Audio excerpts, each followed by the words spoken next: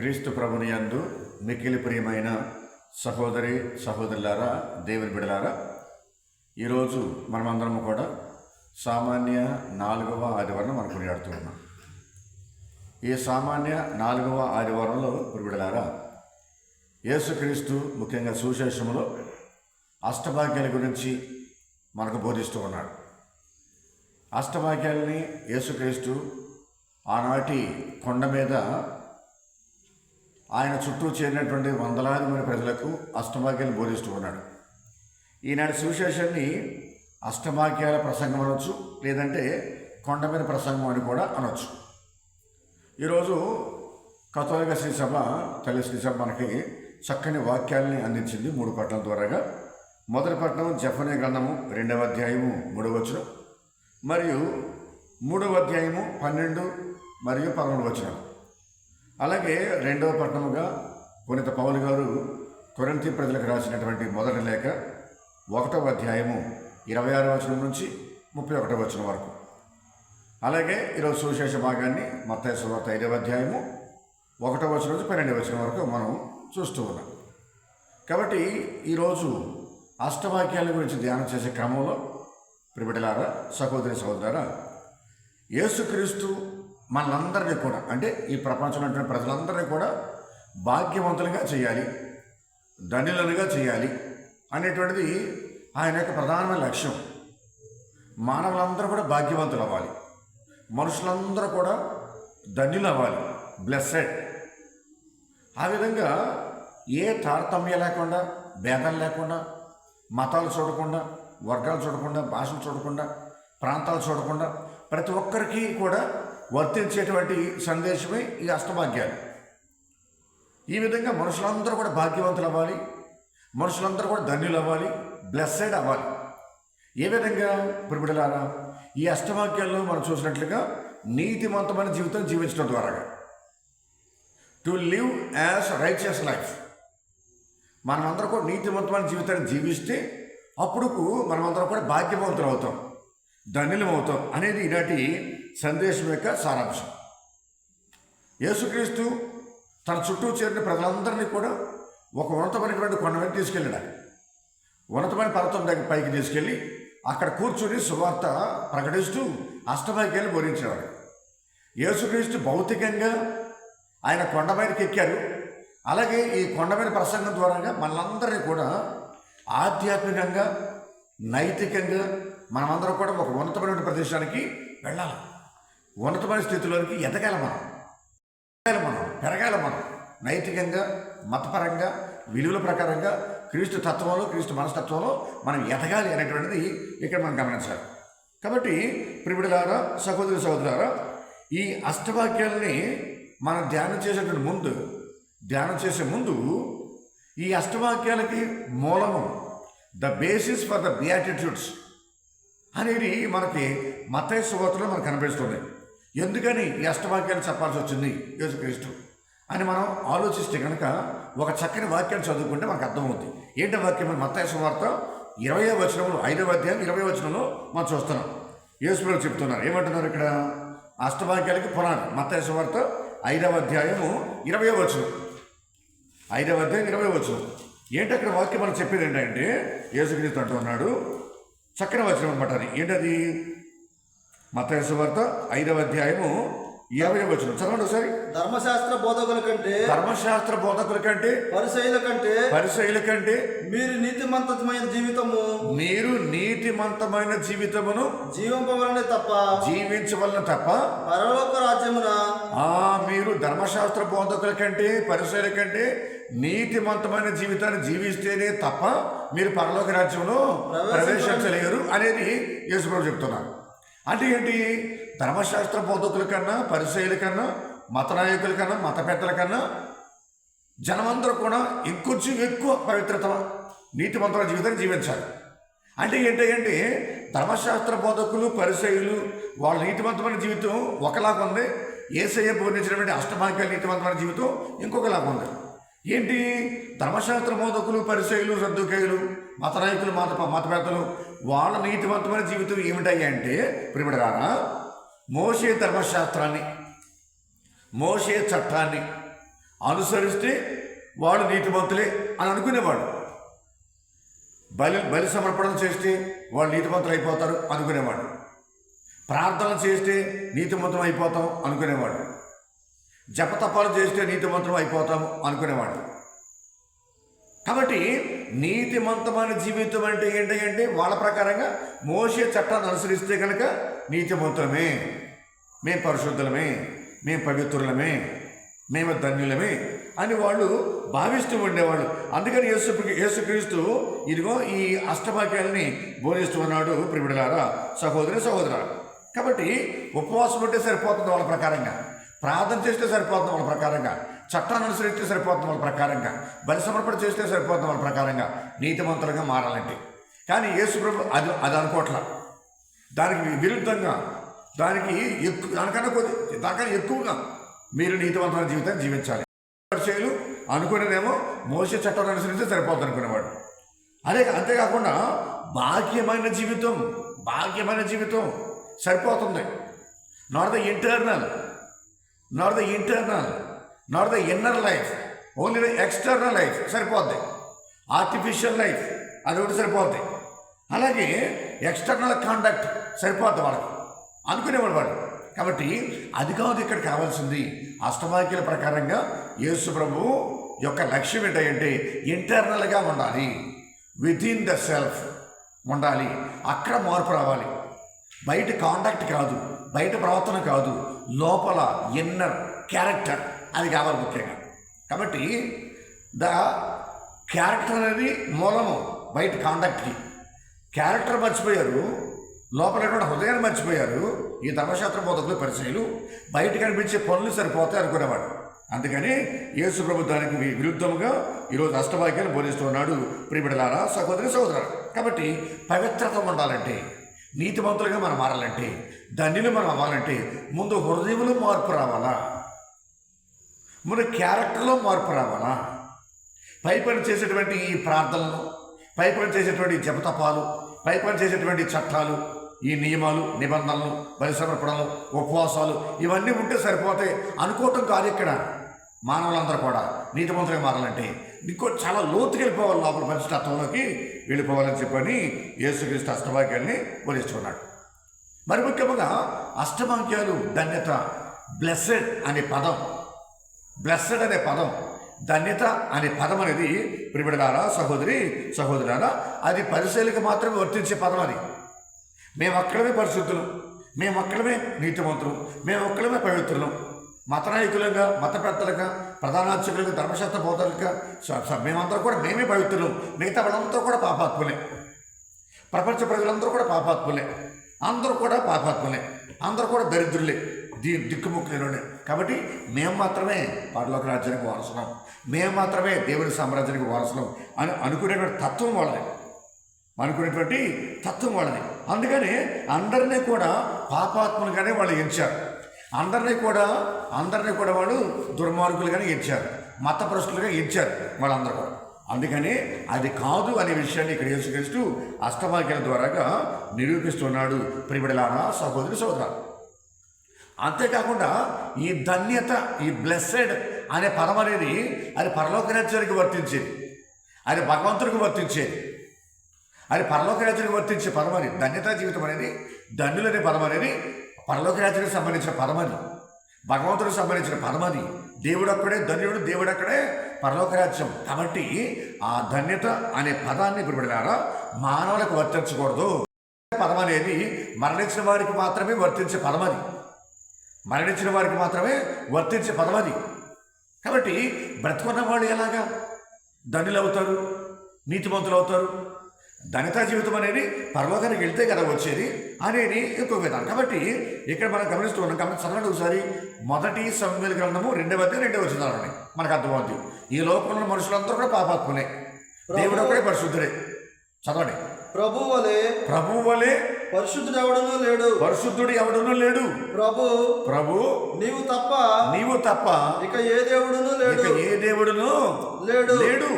మన దేవుని వంటి ఆశ్రయదుర్గము వేరే వాళ్ళు ఎవరు లేరు మన దేవుడి కన్నా. కాబట్టి ఇక్కడ ధన్యత అనే పదం దేవునికి సంబంధించిన పదం, అది మరణించిన తర్వాత వచ్చేటువంటి పదం, అది పరలోక రాజ్యానికి సంబంధించిన పదం అది, ఈ బ్లెస్డ్ అనేది. కాబట్టి ధన్యత అనే పదం యేసుప్రభు ఎప్పుడైతే వాడారో ఈ అష్టభాగ్యంలో, అక్కడ ఉన్నటువంటి ప్రజలందరూ కూడా ఆశ్చర్యం కలిగింది.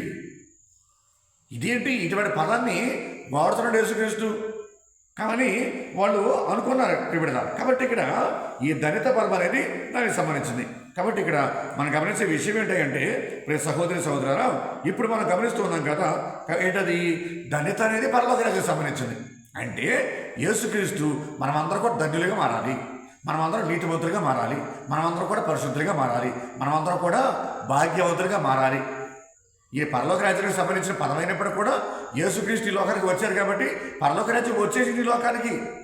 మనం ఈ లోకంలో బ్రతికుండగానే, మనం ఈ లోకంలో జీవిస్తూ ఉండగానే ఆ ధన్యత మనం పొందుకోగలం, ఆ భాగ్యం మనం పొందుకోగలం, మనం ధనులుగా మారగలం, మనం భాగ్యవంతులుగా మారగలం అనేది యేసుప్రభుని యొక్క ఉద్దేశం, యేసుప్రభుని యొక్క సంకల్పం. అందుకని అష్టభాగ్యాన్ని చాలా ధైర్యంగా బోధిస్తూ ఉన్నాడు ప్రియ సహోదరి సహోదరుడు. ఇప్పుడు మనం అష్టభాగ్యాలకి మనం ప్రవేశిద్దాం. సువిశేష భాగంలోకి మనం వెళ్ళిపోతున్నాం. అష్టభాగ్యాలు, ఈ అష్టభాగ్యాలు ఇప్పుడు సహోదరి సహోదరులారా 4 గ్రూపులుగా విభజించారండి. 4 గ్రూపులుగా.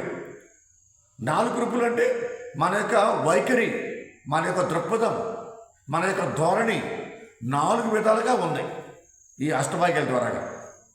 అంటే ప్రియ సహోదరి సహోదరులారా, ఈ అష్టభాగ్యాల్ని 4 గ్రూపులుగా వర్ణించి మన యొక్క యాటిట్యూడ్, మన యొక్క వైఖరి, మన యొక్క దృక్పథం ఈ విధంగా 4 విధాలుగా ఉంటుందని చెప్పని నేను మీకు వివరించడానికి ప్రయత్నం చేస్తున్నాను. మొదటిది ఏంటంటే ప్రియ సహోదరి సహోదరులారా, మొదటి దృక్పథం, మొదటి వైఖరి ఈ అష్టవాక్యాల్లో 3వ వచనం మనం గమనిస్తూ ఉన్నాం. 3వ వచనం ఏంటది? 3వ వచనంలో దీనాత్ములు ధన్యులు, దేవరాజ్యం వారిది. ఇది ఒక గ్రూప్, ఇది ఒక దృక్పథం, ఇది ఒక వైఖరి మనుషులమైనటువంటి మనకి ఉన్నటువంటిది. మన యొక్క వైఖరి, మన యొక్క ధోరణి ఎలా ఉండాలి, ఎలా ఉంది అనేది. దీనాత్ములు ధన్యులు, దేవరాజ్యం వారిది. అంటే ఇక్కడ దీనత్వము అంటే ఇప్పుడు సహోదరి సహోదరులారా, మనం గమనించిన విషయం ఏంటంటే విధేయత మరియు వినయం. దీనత్వం అంటే విధేయత మరియు వినయం. చదవండి ఒకసారి రోమపత్రిక 12వ అధ్యాయము 3వ వచనం మనకు అర్థమవుతుంది. రోమపత్రిక 12వ అధ్యాయం 3వ వచనం. ఏలైనా నాకు వసగబడిన దేవుని దయచేత మీ అందరికి నేను ఇట్లు చెప్పుచున్నాను, ఔచిత్యమును అతిక్రమించి మిమ్ము మీరు గొప్పగా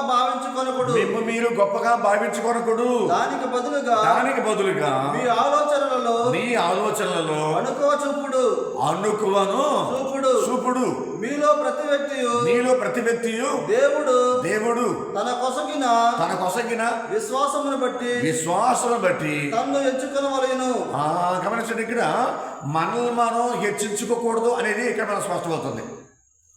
ఇక్కడ దీనాత్ముల ధన్యులు, దేవరాజ్యం వారిది అని అష్టభాగ్యంలో మొదటి భాగ్యం. ఇక్కడ దీనత్వం అంటే ఏంటి? విధేయత, వినయం. అంటే దేవుడు మనకి ఇచ్చిన కృపను బట్టి మనం గొప్పవాడు అవుతున్నాం. కాబట్టి మనల్ని మనం గొప్పవాళ్ళగా మనం చేసుకోలేం, మనల్ని మనం గొప్పవాళ్ళగా మనం చిత్రీకరించుకోలేం అనేది మాత్రం ఇక్కడ స్పష్టం. కాబట్టి ఇక్కడ మన గురించి మనకు సరైనటువంటి అవగాహన మనకు ఉండాలి. We should have an understanding about our own character, about our own personality, about our own nature. ముందు మన గురించి మనకి స్పష్టంగా తెలియాలి. మనకి అలా తెలియకపోతే కనుక మనం ఇబ్బంది పడుతూ ఉంటాం. ఏ విధంగా? ప్రియబిడ్డలారా, సహోదరి సహోదరులారా, మనకు మనం తక్కువ చేసి మాట్లాడుకోకూడదు, మనకు మనం ఎక్కువ చేసి కూడా మాట్లాడుకోకూడదు. మనకు మనం తక్కువ చేసి మాట్లాడకూడదు, మనకు మనం ఎక్కువ చేసి మాట్లాడకూడదు. ఎందుకంటే అది ప్రమాదం. లేనిపోయిన గొప్పలెప్పుడు కూడా మనం చెప్పుకోకూడదు.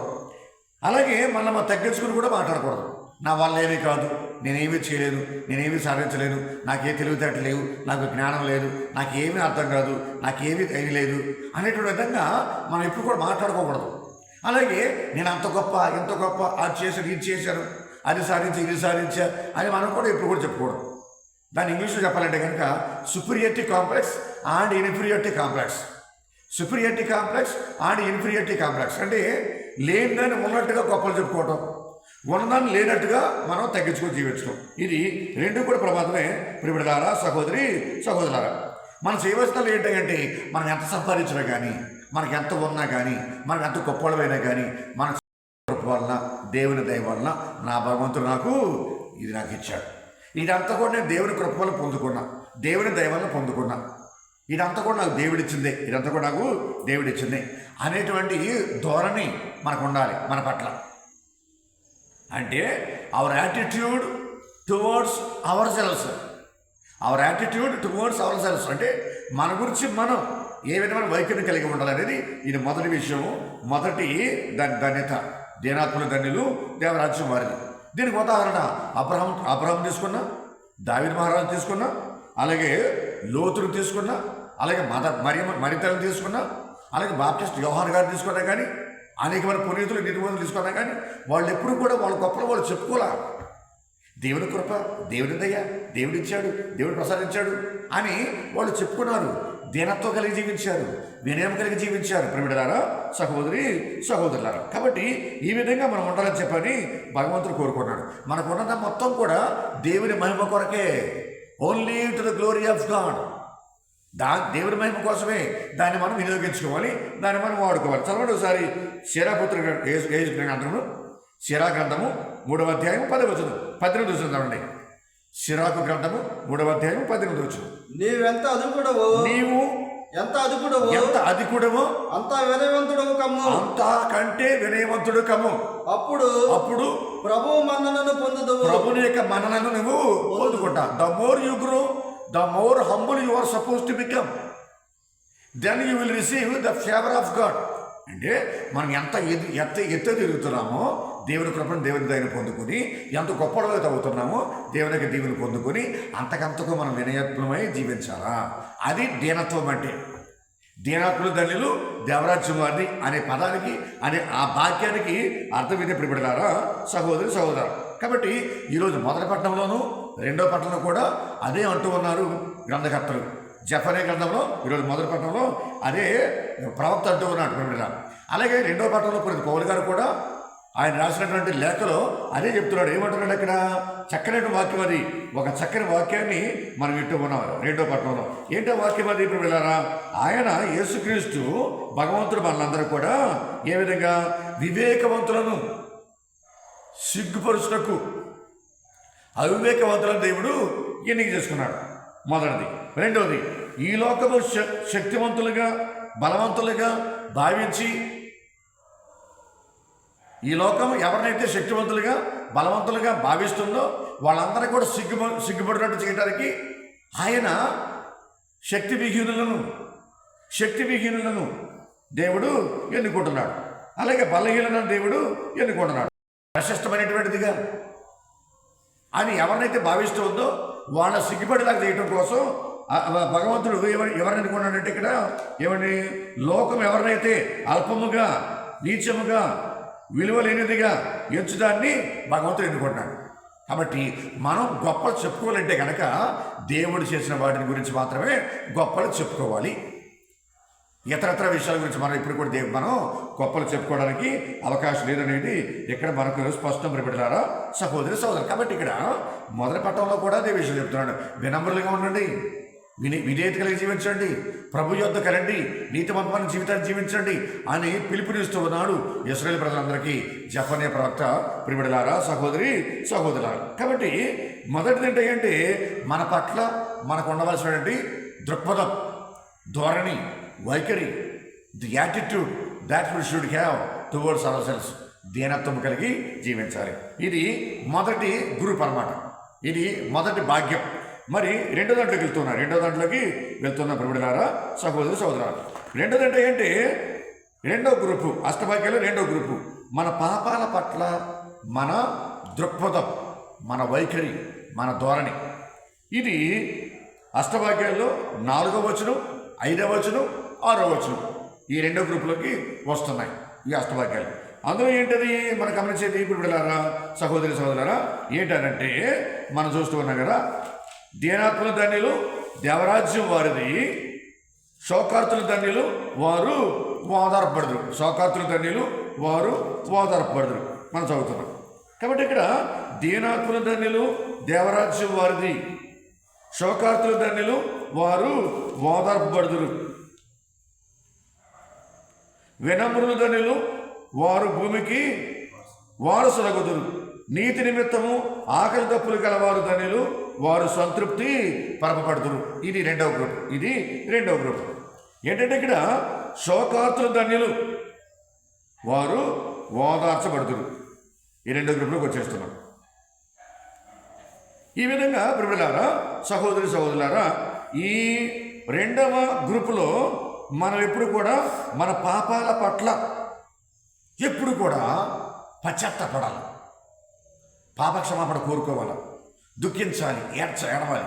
శోకార్తుల ధన్యులు, వారు ఓదార్పబడుదురు. అంటే ఈ లోకంలో జీవించే క్రమంలో మనకు ఎన్నో బాధలు ఉంటాయి, ఎన్నో ఇబ్బందులు ఉంటాయి, ఎన్నో సమస్యలు ఉంటాయి, ఎన్నో శోధనలు ఉంటాయి. అప్పుల సమస్యలు కావచ్చు, ఆరోగ్య సమస్యలు కావచ్చు, కుటుంబ సమస్యలు కావచ్చు, సంసార సమస్యలు కావచ్చు, ఎన్నో సమస్యలు ఉంటాయి. మనం దుఃఖిస్తూ ఉంటాం, ఏడుస్తూ ఉంటాం. అన్నిటికన్నా మనం ఎక్కువగా బాధపడవలసింది, అన్నిటికన్నా మనం ఎక్కువగా ఏడవలసింది, దుఃఖించవలసింది దేని గురించి అయ్యంటే మనము చేసిన పాపాల విషయంలో దుఃఖించాలి ఎక్కువ, బాధపడాలి ఎక్కువ, రోధించాలి ఎక్కువ. అంటే మన ప్రాణం కన్నా ఎక్కువ ప్రేమించేటువంటి దేవునికి వ్యతిరేకంగా మనం తప్పులు చేస్తున్నాం. ఈ నిజమైన దుఃఖం అంటే ఆ దుఃఖం గురించి యేసుప్రభు ఇక్కడ ఈ అష్టభాగ్యాలు చెప్తున్నాడు. శోకార్తుల ధన్యులు, వారు ఓదార్పబడుదురు. ఈ విధంగా దుఃఖపూరితమైనటువంటి మనసుతో మనం ప్రభుని యొక్క శరణి వేడుకోవాలి. వ్యభిచారంలో పట్టుబడిన స్త్రీ ఏ విధంగా అయితే ప్రభు కాళ్ళను కడిగి తుడిచి తల వెంట్రుకలతో తుడిచి ముద్దాడిందో ఆ విధంగా మనం ఇప్పుడు కూడా పాప క్షమాపణ కోసం మనం వేడుకుంటూ ఉండాలి, దుఃఖించాలి, ఏడుస్తూ ఉండాలి. అదే ఇక్కడ మనం చెప్తూ ఉన్నాడు. కాబట్టి ఆ పాపాలన్నింటినీ కూడా వినమ్రంగా ప్రభువులకు ఒప్పుకోవాలా, ప్రభు ముందు పెట్టాలా వినమ్రంగా. ఆ పాపాలన్నీ కూడా ఉన్నట్లుగా మనం ఎప్పుడు కూడా పాపాన్ని ప్రభు ముందు పెట్టాలి, అలా ఉంచాలి. ప్రభువా, ఇది నా పాపాల చెత్త అని ప్రభువుకి అప్పచెప్పాలా, ఆయన పాదాల చెత్త పెట్టాలి వినమ్రంగా. ఏ విధంగా లోకాసువార్త చూస్తున్నాం కదా, 18వ అధ్యాయము 9వ వచనం 14వ వచనంలో శంకరి అలాగే పరిసయుడు. శంకరి ఏ విధంగా అయితే గుడిలోకి వెళ్లకుండా గుడి మెట్ల దగ్గరే ఉండి తలపైకి ఎత్తడానికి కూడా సాగసింపగా రొమ్మబాదుకుంటూ ప్రభు ఈ పాపాత్ముని కరుణించు అని ఏ విధంగా అయితే వినమ్రంగా వేడుకున్నాడో అలాగే మనం కూడా మన పాపాల కోసం వినమ్రంగా ప్రార్థన చేస్తూ ఉండాలి, పరిహారం అడుగుతూ ఉండాలి. అందుకని ఇప్పుడు పౌలు గారు కూడా ప్రేమిలారా ఫిలిప్పీలకు రాసిన లేఖలో 3వ అధ్యాయము 1వ వచనం 14వ వచనం వరకు పౌలు గారు చక్కగా 14వ వచనం వివరిస్తూ ఉన్నాడు తన గత జీవితం గురించి. క్రీస్తు ప్రభు దర్శనం ఇవ్వటానికి ముందు, క్రీస్తు ప్రభు తన బిడ్డగా ఏర్పాటు చేసుకోవడానికి ముందు, ఆ డమస్కు నగరాల మధ్యలో ఏ విధంగా ఉత్తర క్రీస్తు కనిపించాడో దానికి ముందు తాను చేసిన నేరాలు, తాను చేసిన ఘోరాలు, తాను చేసిన హత్యలు, తన యొక్క మూర్ఖత్వాన్ని, తన యొక్క అంధకారాన్ని, క్రైస్తవ సంఘాన్ని, క్రైస్తవ విశ్వాసులను ఎంత వేధించాడో, ఎంత నరకయాత్ర చేశాడు, ఎంత నరకం చూపించాడో అన్నీ కూడా ఒప్పేసుకున్నాడు. ఇక్కడ తన పాపాల మొత్తాన్ని కూడా తన గత జీవితాన్ని ఒప్పేసుకున్నాడు. ఇక్కడ ఫిలిప్పీలకు రాసిన లేఖలో 3వ అధ్యాయం 1వ వచనం 14వ వచనం వరకు అన్నీ కూడా కోసుకొచ్చినట్టుగా చెప్తున్నాడు. తన యొక్క అవిధేయత, తన మూర్ఖత్వం, తన అంధకార జీవితం, తన పాపపు జీవితం, తన గర్వం ఈ విధంగా చెప్పేసుకున్నాడు. ఆ సంఘస్థులందరూ కూడా ఆ విధంగా ఉండాలా, మన పాపాలను ఒప్పేసుకోవాలి, మన పాపాలను పరిహరించేసుకోవాలి. చాలామంది ఏం చేస్తారంటే పాప సంగతి రాకుండా మేము గుడిలోకి వచ్చేవండి, గుడిలోకి వచ్చి ఏడ్చుకుంటూ ప్రార్థన చేసుకున్నామండి అని చెప్పి అంటారు. కానీ పాప సంకీర్తన చేయాలా, పాప సంకీర్తన సంఘాన్ని యేసుక్రీస్తు స్థాపించారు. కాబట్టి పాప క్షమాపణ పొందుకోవాలంటే పాప సంకీర్తన తప్పనిసరిగా చేయాలనే విషయం అనేది మనలో చాలామంది కూడా మర్చిపోతున్నాం ప్రియబిడ్డలారా, సహోదరులారా. కాబట్టి ఈ పాప సంకీర్తన సంఘాన్ని మనం వినియోగించుకోవాలి. అందుకని వినమ్రత అంటే అది బలహీనత కాదని అందుకని యేసుప్రభు అన్నాడు కదా. 4వ వచనం ఏంటి? శోకార్తుల ధన్యులు, వారు ఓదార్పబడుదురు.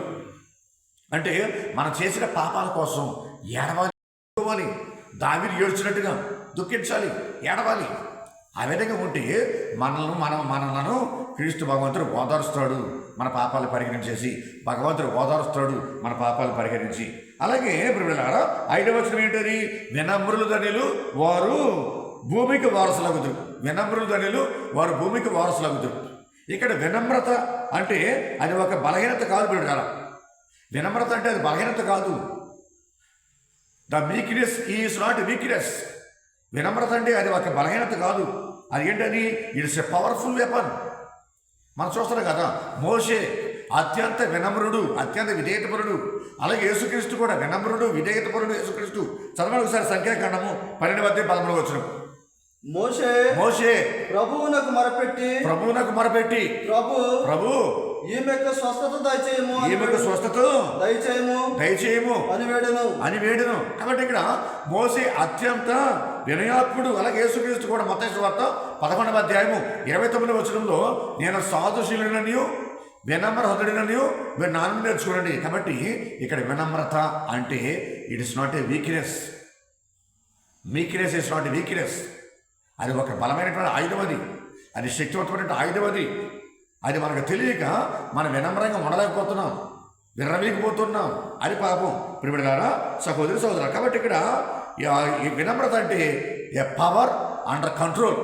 మనకున్నటువంటి శక్తి, మనకున్న బలము, మనకున్న ధైర్యం, మనకున్నటువంటి సామర్థ్యాలు ఇవన్నీ కూడా ఇప్పుడు కూడా మన కంట్రోల్లో ఉండాలి, మన ఆధీనంలో ఉండాలి. అదే వినమ్రత అంటే. వినమ్రులు ధన్యులు, వారు భూమికి వారసులగుదురు. మరి 6వ వచనం చదువుతున్నానండి. నీతి నిమిత్తము ఆకలి దప్పులు గలవారు ధన్యులు, వారు సంతృప్తి పరపబడుదురు. 2వ గ్రూపులో ఇది 4వ అష్టవాక్యం. నీతి నిమిత్తము ఆకలి దప్పులు గలవారు ధన్యులు, వారు సంతృప్తి పరపబడుదురు. ప్రియమైన సహోదరి సహోదరా, ఇది 6వ వచనం. ఇక్కడ వినమ్రత అంటే ఇక్కడ ప్రియమైన నీతి నిమిత్తము ఆకలి దప్పులు గలవారు ధన్యులు అనగా మన కడుపు నింపుకోవటం కోసం, మన డబ్బుల సంచి నింపుకోవటం కోసం, మన బ్యాంక్ బ్యాలెన్స్ పెంచుకోవటం కోసం, అలాగే మనం పొలాలు కొనుక్కోవటం కోసం, అలాగే పదవులు కొనుక్కోవటం కోసం నీతిమాలిన కార్యాలు చేయకూడదు. నీతి తక్కువ పనులు చేయకూడదు. నిజాయితీగా ఉండాలి, నీతిగా ఉండాలి, నిజాయితీగా ఉండాలి, ధర్మంగా ఉండాలి అనేది ఇక్కడ యేసుప్రభువు యొక్క ఉద్దేశం. ప్రియమైన సహోదరి సహోదరులు, కాబట్టి ఇక్కడ ఏది ఏమైనా కానీ మనం మాత్రం నీతి తప్పకూడదు, నిజాయితీ తప్పకూడదు, న్యాయం తప్పకూడదు, ధర్మం తప్పకూడదు, దేవుని యొక్క నైజాన్ని మనం ఎప్పుడు కూడా ప్రక్కన పెట్టకూడదు. కాబట్టి నీతిగా నిజాయితీగా మనం జీవించాలి. వస్తువులు కావచ్చు, పదవులు కావచ్చు, ప్రమోషన్స్ కావచ్చు, ఏదేమైనా కానీ అడ్డదారి తొక్కకూడదు, నీతి తక్కువ పనులు చేయకూడదు, నీతి మాలిన కార్యాలు చేయకూడదు అనేది ఇక్కడ యేసుప్రభు అంటూ ఉన్నారు. బిడ్డలారా, సహోదరి సహోదరులారా, కాబట్టి నీతి నిమిత్తము ఆకలి దప్పులు కలవారు ధన్యులు, వారు సంతృప్తిని పొందుకుంటారు. ఇది 2వ గ్రూప్. ఇది 2వ గ్రూపులో అష్టభాగ్యాలు 2వ గ్రూపు. బిడ్డలారా, సహోదరి సహోదరులారా, మరి ఇప్పుడు 3వ గ్రూపులోకి వెళ్తూ ఉన్నాం. ఈ 3వ గ్రూపులో వచనాలు 7వ వచనం, 8వ వచనం, 9వ వచనం ఈ 3వ గ్రూపులో వస్తున్నాయి. ఈ 3వ గ్రూపులో మన చేయవలసిన ఏంటి? మన దృక్పథం ఏ విధంగా ఉండాలి, మన వైఖరి ఏ విధంగా ఉండాలి, ప్రభువు పట్ల మన వైఖరి ఎలా ఉండాలి. మొదటి వైఖరి ఏమో మన విషయంలో మన వైఖరి ఎలా ఉంది. 2వ వైఖరి ఏమంటే మనము పాపం విషయంలో, పాపం ఎడల మన వైఖరి ఎలా ఉంది. Our attitude towards sin, our attitude towards our cells. మరి 3ది ఏంటి? Hour attitudes towards God. దేవుని పట్ల మన వైఖరి ఎలా ఉండాలి. 7వ వచనం, 8వ వచనం, 9వ వచనం. 7వ వచనం చదువుతున్నాం వినండి ఒకసారి. దయామయులు ధన్యులు, వారు దయను పొందుదురు. అలాగే 8వ వచనం. నిర్మల హృదయులు ధన్యులు, వారు దేవుని దర్శింతురు. 9వ వచనం. శాంతి స్థాపకులు ధన్యులు, వారు దేవుని కుమారులు అనబడుతున్నారు.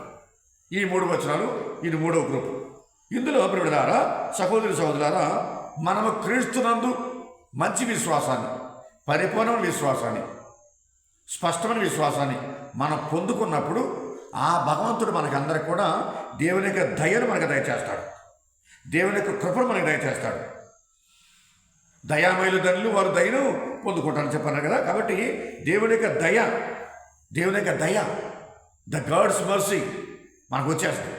క్రీస్తునందు మనం విశ్వాసం పొందుకున్నప్పుడు, స్పష్టమైన, ఖచ్చితమైన, నిజమైన విశ్వాసం పొందుకున్నప్పుడు ఆ విశ్వాసం ద్వారాగా దేవుని యొక్క దయ అనేది మనలోకి వచ్చేస్తుంది.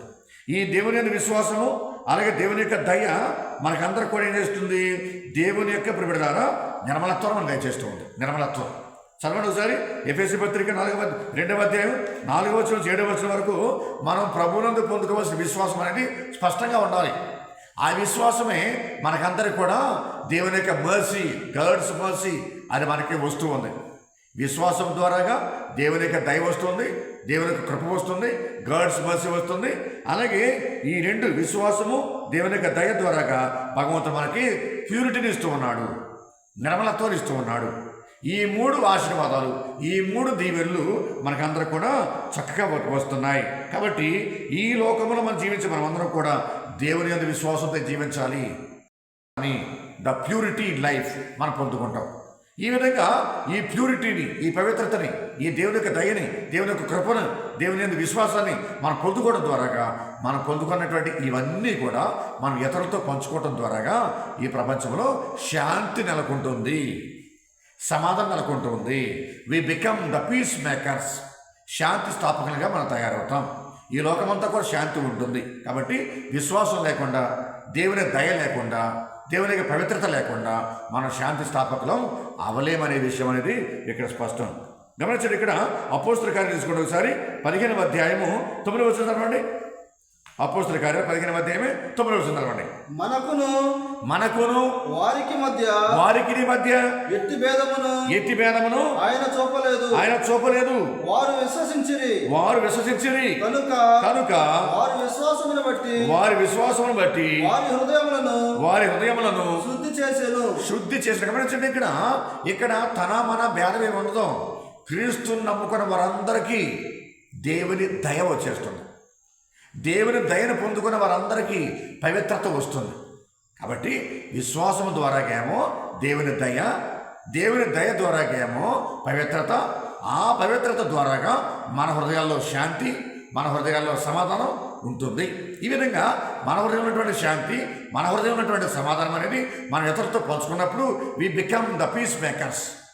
శాంతి స్థాపకులంగా మనం తయారవుతాం అనేది ఇక్కడ స్పష్టం. ప్రియులారా, సహోదరి సహోదరు, కాబట్టి ఇక్కడ రోమపత్రిక తీసుకుంటే ఒకసారి, రోమపత్రిక 5వ అధ్యాయం 1వ వచనం. ఈ ప్రపంచమంతా కూడా అనేక సమస్యలతో ఉంది, అనేకమైన ప్రాబ్లమ్స్ ఉంది, అనేకమైన యుద్ధంలో ఉంది, అనేకమైన గొడవల్లో ఉంది, అనేకమైన వైరాల్లో ఉంది.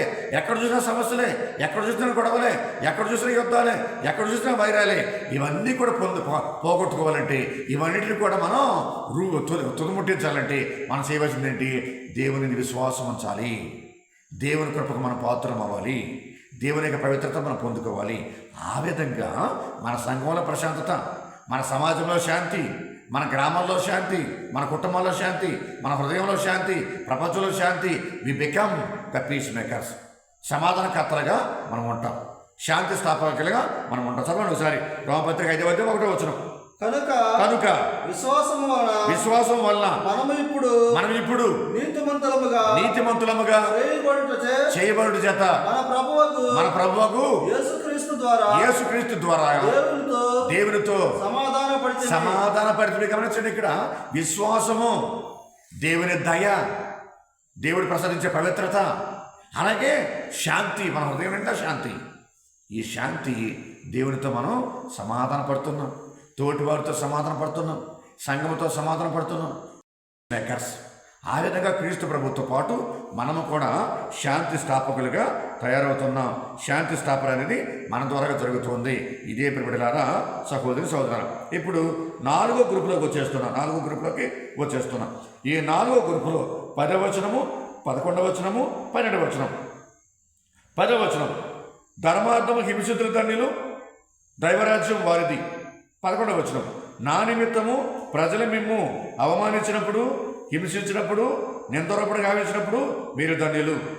మీకు ముందు వెలిసిన ప్రవక్తలను సైతము ప్రజలట్లే హింసించిరి. పరలోకములో మీకు గొప్ప బహుమానం కలదు, కావున మీరు ఆనందపడు, మహానందపడు. ఇది 4వ గ్రూప్. అంటే our attitude towards the world.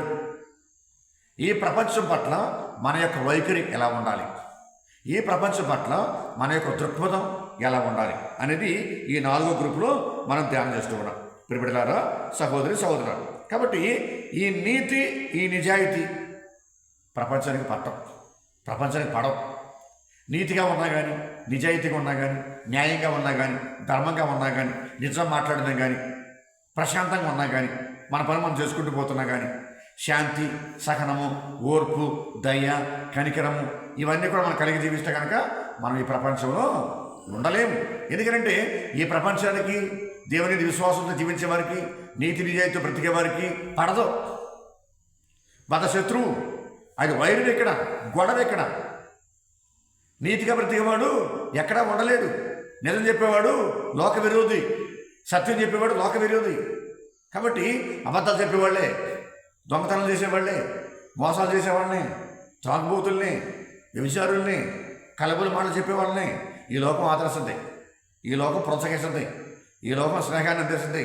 కానీ నీతిగా, నిజాయితీగా, ధర్మంగా జీవించే వాళ్ళని ఈ లోకం ఇప్పుడు కూడా అసహించుకున్నది, శత్రులుగా భావిస్తుంది, ద్రోహులుగా భావిస్తుంది, వాళ్ళకి నానా హింసలు పెడుతుంది, వాళ్ళ మీద బురజలుతుంది, వాళ్ళని ఇబ్బంది పెడుతూ ఉంటుంది ప్రపంచం, ఈ లోకం.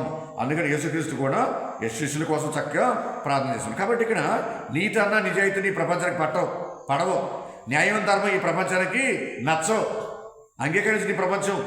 అలాగే ప్రేమ, సహనం, ఓర్పు, దయ, క్షమాపణ, కృప, సత్యం ఈ ప్రపంచం జీర్ణించుకోలేదు. అలాగే వీటికి వ్యతిరేకంగా ఏవైతే ఉంటాయో వాళ్ళు మాత్రం నచ్చుతారు. వీటికి వ్యతిరేకంగా ఏ ఎండగా గురిపట్టి ఊసర వెళ్ళిలాగా ఎక్కడ ఉండాల్సినటువంటి విధానంగా అక్కడ ఉంటే కనుక ప్రపంచానికి నచ్చుద్ది, సంఘానికి నచ్చుద్ది, సమాజానికి నచ్చుద్ది, ఇతరులకు నచ్చుద్ది. నిజాయితీగా ఉండేవాళ్ళు ఎవరికి కూడా నచ్చరు. లోక విరోధులుగా, సంఘ విరోధులుగా జీవించుతూ ఉంటారు. వాళ్ళని వెలివేస్తూ ఉంటుంది ఈ ప్రపంచం. తత్వాన్ని అంగీకరించడం, క్రీస్తు విధానం అంగీకరించడం, క్రీస్తు సందేశం అంగీకరించడం, క్రీస్తు యొక్క నీతి బోధ అంగీకరించడం, క్రీస్తు యొక్క భాగ్యవంతమైన జీవితాన్ని ఈ ప్రపంచం అంగీకరించడం. కాబట్టి అదే అంటున్నాడు క్రీస్తు ఏమన్నాడంటే ధర్మార్థము హింసితులు ధన్యులు, దైవరాజ్యం వారిది. నా నిమిత్తము ప్రజలు మేము అవమానించినప్పుడు, హింసించినప్పుడు, నిందారోపణ గావించినప్పుడు మీరు ధన్యులు అంటున్నాడు యేసుక్రీస్తు. కాబట్టి ప్రియబిడ్డలారా, సహోదరులారా, క్రీస్తు కోసం, క్రీస్తు సందేశం కోసం, విలువల కోసం, క్రీస్తు తత్వంతో కలిగి, క్రీస్తు మనస్తత్వంతో జీవిస్తే మనమందరం కూడా బాధపడాల్సిందే, ఇబ్బందులు పడాల్సిందే, లోక విరోధులం అయిపోతాం, సంఘ విరోధులం అయిపోతాం. అదే ఇక్కడ యేసుక్రీస్తు అంటూ ఉన్నాడు. ప్రియబిడ్డలారా, సహోదరి చదవండి ఒకసారి యోహాను సువార్త 17వ అధ్యాయము 9వ వచనం చదవండి. యేసు ప్రభు చాలా స్పష్టంగా చెప్తాడు ఇక్కడ, నేను వారి కొరకు ప్రార్థించుచున్నాను, లోకము కొరకు కాక. నేను శిష్యుల కోసం మాత్రమే ప్రార్థిస్తున్నా, లోకం కోసం ప్రార్థన చేయట్లా. చదవండి. నీవు నాకు అనుగ్రహించిన వారి కొరకు ప్రార్థించుచున్నాను. ఎలాగైనా వారు నీ వారు. నేను నీ వాక్కును 14 వచనం, 15 వచనం, 16 వచనం వరుసగా చదివేయండి. నేను నీ వాక్కును వారికి అందజేసితిని, కానీ లోకము వారిని ద్వేషించినది. ఎలయనా నా వలె వారును లోకములకు చెందిన వారిని లోకము నుండి తీసుకొని పొమ్మని మిమ్మల్ని ప్రార్థించట్లేదు. కానీ దుష్టుల నుండి, పాపాత్మ నుంచి, దుర్మార్గం నుంచి కాపాడమని నేను ప్రార్థన చేస్తున్నా. నా వలె వారును లోకమునకు చెందిన వారు కారు. స్పష్టంగా ఉంది. అంటే క్రీస్తు అనుసరులను, క్రీస్తుకు సంబంధించిన వారిని ఈ లోకం అనేది అంగీకరించడం, ఈ లోకం అంగీకరించడం, వారిని ప్రోత్సహించడం, వారిని ఆదరించడం. ఎందుకని? నిజాయితీగా, నీతిగా బ్రతికేవాడు క్రీస్తు సంబంధికులు, రుజువాతలుగా జీవించేవారు క్రీస్తు సంబంధికులు. ఈ లోకానికి అది నచ్చడం. అందుకని వేరు చేస్తుంది, హింసిస్తుంది, చిత్రవద గురి చేస్తుంది, నిందరోపణ చేస్తూ ఉంటారు, బురద చల్లుతూ ఉంటారు. కాబట్టి మనం ఆనందపడాలి, మహానానందపడాలి. ఎందుకని? క్రీస్తు భగవంతుడితో మనం కలిసి జీవిస్తున్నాం, క్రీస్తు తత్వంతో మనం కలిసి జీవిస్తున్నాం. ఇది ఇప్పుడు వచ్చింది కాదు, సృష్టి నుంచి కూడా ఉన్నాను, సృష్టి ప్రారంభం నుంచి కూడా ఇది ఉంది. ఏ విధంగా? అవమానము యావే ప్రభుతో సంతోషంగా ఆనందంగా జీవించినప్పుడు, చక్కగా సహవాసంతో జీవించినప్పుడు, చక్కగా వాళ్ళు కలిసి జీవిస్తున్నప్పుడు ఏదైతే దాంట్లో సైతానికి నచ్చల. అలాగే ఆబేల్ని కూడా చంపేలాగా చేసింది ఈ లోకం కయ్యని ద్వారా. కాబట్టి అప్పటి నుంచి కూడా ఉంది ఇది. నీతి, నిజాయితీ, న్యాయం, ధర్మం, పవిత్రత, పరిశుద్ధత, సత్యం, క్షమ, ఈ విధంగా ఏమీ కూడా నచ్చ ఈ లోకానికి, అందుకనే ఈ విధంగా చేస్తూ ఉంది. కాబట్టి ప్రియబిడ్డలారా, సహోదరి సహోదరులారా, ఈ అష్టభాగ్యాల ప్రకారంగా మనమందరం కూడా నీతిమంతులుగా తయారవ్వాలి, భాగ్యవంతులుగా తయారవ్వాలి, దేవునికి ఇష్టమైన బిడ్డలుగా తయారవ్వాలి. మనమందరం కూడా ధన్యులం అవ్వాలి మనమందరం కూడా. కాబట్టి ఇక్కడ యేసుప్రభుని యొక్క ఉద్దేశం ఏంటంటే ప్రపంచమంతా కూడా ధన్యత పొందుకోవాలి, భాగ్యవంతులుగా తయారవ్వాలి మనమంతా కూడా. అదే దేవుడు మన నుంచి కోరుకుంటున్నాడు. అదే మొదటి పట్టణంలో జెఫన్యా ప్రవక్త పౌలు గారు 2వ పట్టణంలో 1 కొరింథీ పత్రికలో చెప్పే మాట కూడా అదే. అలాగే ఈరోజు సువిశేషంలో అష్టభాగ్యాల్లో కూడా భగవంతుడు చెప్పేది అదే. ఏంటది? దీనత్వం కలిగి జీవించండి, వినమ్రత కలిగి జీవించండి, నీతి నిమిత్తము ఆకలి తప్పులు కలిగి జీవించండి, ధర్మార్థం హింస పొందుకోండి, నా కోసం, నా సందేశం కోసం మీరు బాధపడండి, అప్పుడే మీరు నీతిమంతులుగా ఉంటారు, భాగ్యవంతులుగా ఉంటారు అనేది యేసుప్రభుని యొక్క సందేశం. ప్రియబిడ్డలారా, సహోదరి సహోదరులారా, కాబట్టి ఈ విషయాలన్నీ కూడా మన మనసులో భద్రపరుచుకొని ఈ 4 దృక్పథాలు, ఈ 4 వైఖరి అష్టవాక్యాలు. మొదటి వైఖరి ఏమో మన పట్ల మన వైఖరి ఎలా ఉంది, రెండోదేమో మనం చేసే పాపాల పట్ల మన వైఖరి ఎలా ఉంది, మూడోదేమో భగవంతుని పట్ల మన వైఖరి ఎలా ఉంది, మరి 4వది ఏంటంటే ఈ లోకం పట్ల, ప్రపంచం పట్ల మన వైఖరి ఎలా ఉంది, ఎలా ఉండాలి అనేది ఈ అష్టవాక్యాల ద్వారాగా మనం చక్కగా మనసులో భద్రపరచుకొని, నేర్చుకుని, తెలుసుకుని చక్కగా జీవిద్దాం. ఆ భగవంతుడు మనందరూ కూడా నిండుగా బిడ్డగా దీవించాలి. కాబట్టి ఈ వాక్య పరిచర్య ద్వారాగా ఎంతోమంది దీవులు పొందుకోవాలి, ఎంతోమంది ఆశీర్వాదాలు పొందుకోవాలి, ఎంతో వారి యొక్క జీవితాన్ని మార్చుకోవాలి, నీతివంతమైన జీవితానికి మారాలి, నిజాయితీతో కూడిన జీవితానికి మారాలి అనేది యేసుప్రభువు యొక్క కోరిక. తలవంచని కళ్ళపరుచుకోండి, చిన్న ప్రార్థన చేసుకున్నాం. సర్వశక్తి గల సర్వేశ్వర, దయగల మా తండ్రి, ప్రేమగల ప్రభా, మీ పరిశుద్ధ నామమునకు వందనములు, స్తుతులు, స్తోత్రం. మా తండ్రి, ఇదిగో మా ప్రభా, ఈరోజు ఈ సామాన్య 4వ ఆదివారంలో చక్కనటువంటి వాక్య పరిచర్య ద్వారాగా మాకు జ్ఞానం నింపుతున్న తండ్రి, మీకు వందనాలు, స్తోత్రాలు. జెఫన్యా ప్రవక్త ద్వారాగా, పౌలు గారి ద్వారాగా ప్రభువా, మేమందరం కూడా చక్కగా నేర్చుకున్న తండ్రి, నీతివంతమైన జీవితాన్ని జీవించాలని, మీకు ఇష్టమైన జీవితాన్ని జీవించాలని, మీకు మెచ్చే జీవితాన్ని మేము జీవించాలని మేము నేర్చుకుంటూ ఉన్నాం.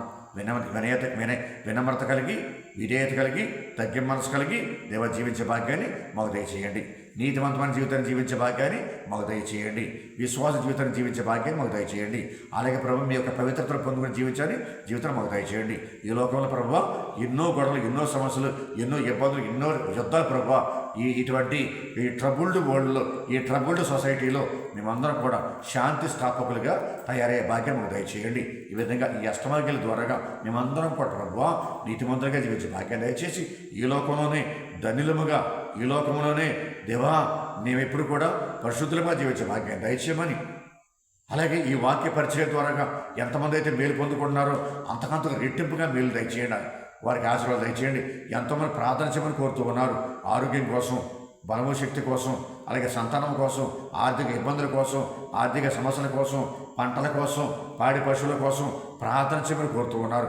అందరినీ దీవించండి, అందరిని ఆశీర్వదించండి. బిడ్డల చదువుల కోసం ప్రార్థన చేయమని కోరుతూ ఉన్నారు, బిడ్డలకు ఉద్యోగాల కోసం ప్రార్థన చేయమని కోరుతూ ఉన్నారు, బిడ్డలందరూ కూడా దీవించమని ప్రార్థన చేయమని అడుగుతున్నారు. కాబట్టి అందరినీ కూడా దీవించి ఆశీర్వదించండి. ఇది మా తండ్రి, ఈ ఎస్ఎంజీ క్రియేషన్స్ యూట్యూబ్ ఛానల్ ద్వారాగా ఎంతోమంది మేలు పొందుకోవాలని, అలాగే ఎస్ఎంజీ క్రియేషన్స్ యూట్యూబ్ ఛానల్ని నడిపించినటువంటి రెవరెండ్ ఫాదర్ కాటు యోహాను స్వామిని దీవించమని, ఈ యూట్యూబ్ ఛానల్ యొక్క బృందాన్ని దీవించి ఆశ్రయించమని, దీనికోసమే శ్రమించి ప్రతి ఒక్కరు కూడా దీవించి ఆశ్రయించమని, మరణించిన ప్రతి ఆత్మ కూడా నిత్యవిషయాన్ని దయచేయమని ప్రార్థన చేస్తూ ఉన్నాం. మమ్మందరూ కూడా మీ దీవించి ఆశ్రయించి మీ కృపను బలపరచమని, మీ దీవెనతో నింపమని. దేవా, ఈ నూతన సంవత్సరం 2026 సంవత్సరంలో మొదటి నెల పూర్తవుతుంది ప్రభు, దీవించి ఆశ్రయించండి. జనవరి మాసంలో ముగుస్తూ ఉన్నాం దేవా, ఫిబ్రవరి మాసంలో అడుగు పెట్టబోతున్నాం. దీవించి ఆశ్రయించి ఈ నెలంతా కూడా మమ్మల్ని కాచి కాపాడి మీకు వందనాలు, స్తోత్రాలు. వచ్చే నెల కూడా మనం దీవించి ఆశ్రయించమని, ఫిబ్రవరి మాసం కూడా దీవించి ఆశ్రయించమని, మమ్మందరం మీ కృపలో బలపరచమని, మా ప్రభుని యేసుక్రీస్తు ద్వారా నిత్యం మా కోసం ప్రార్థన చేసి ఆరోగ్యమత ప్రార్థన సహాయం అడిగి పెట్టుకుంటున్నాము తండ్రి. ఆమేన్.